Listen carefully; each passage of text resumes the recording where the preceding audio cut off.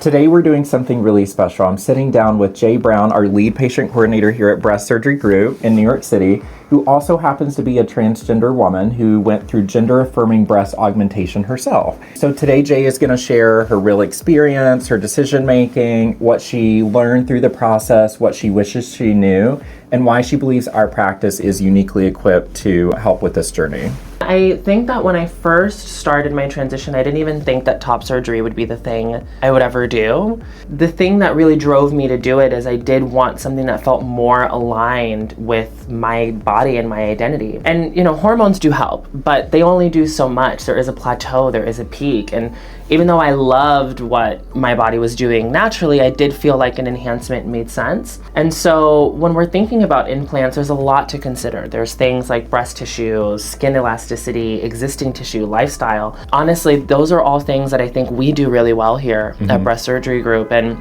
I think implants just ended up being what was the best choice for me. Is there anything that worried you or something that kind of caused anxiety before surgery, or something you wish you knew? So much. I mean, I hear horror stories about the recovery process. Oh, you can't lift your arms. You hear about capsular contracture, you hear about stiffness, and those were all things I was really worried about. But there's so many different approaches you can have to implant placement and implant size, and you really just have to go in with your surgeon and have that conversation to know what to do. What would you recommend as like a good first step if someone has been thinking about doing this? Where would they start? I always say the best thing that you can do is telling your surgeon, these are the things that I absolutely do not want to happen to me post-operative. And that was what I led with. This is what I love about my body. This is what I hope to achieve. And these are the things that I really don't want to happen. And I think those are really the gateways. And be realistic, right? And listen to your surgeon, please, right? If your surgeon is telling you that size is not a good size for you, because it really is like the right size for every body. How do you help patients feel comfortable during the consultation process? I mean, I always tell all the patient coordinators here, the sun sets and rises with our patients, right?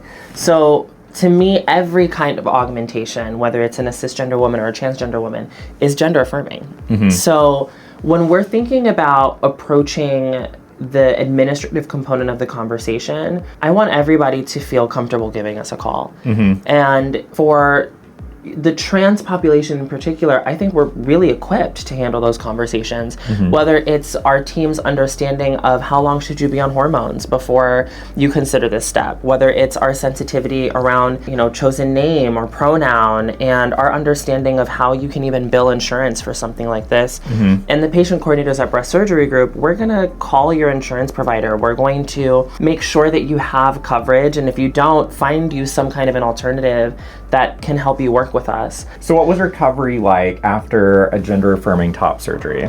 It was really, I hate to say this, it was so much easier than I thought it would be. Amazing. I think the thing that was the most impactful about recovery was just waking up and being in the recovery room and just looking down and seeing my chest and being so relieved that I did it.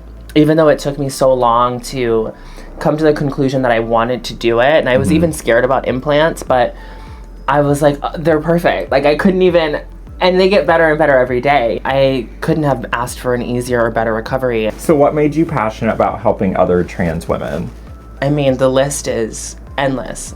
I mean, I think that when we're talking about trans women in particular, there is a level of difficulty when it comes to getting through to the care that you need.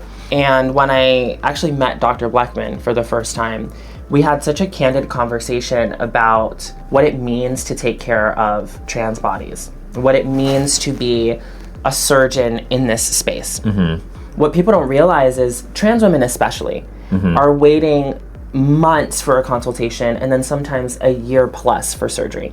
Wow. It took like 2 years for me to have top surgery. Wow. So when I started working at Breast Surgery Group, I wanted to make it my mission to make this process easier for every single trans patient that we have, whether it's a chest masculinization or breast augmentation or a cisgender breast reduction. Because healthcare should be accessible, it should be transparent, and it should be rewarding to people. And this is a medically necessary service, so we should treat it with the urgency that it deserves. And so if someone's interested in getting in touch with us, learning more, understanding if they are a good candidate for this type of operation, what they need before surgery, what happens in the surgery, the post-op recovery, how do they get in touch with us? I mean, you can give us a call at 212-427-3982. Visit us at breastsurgerygroup.com and sign up for a free 15-minute pre-consultation phone call with one of the dedicated coordinators at the practice.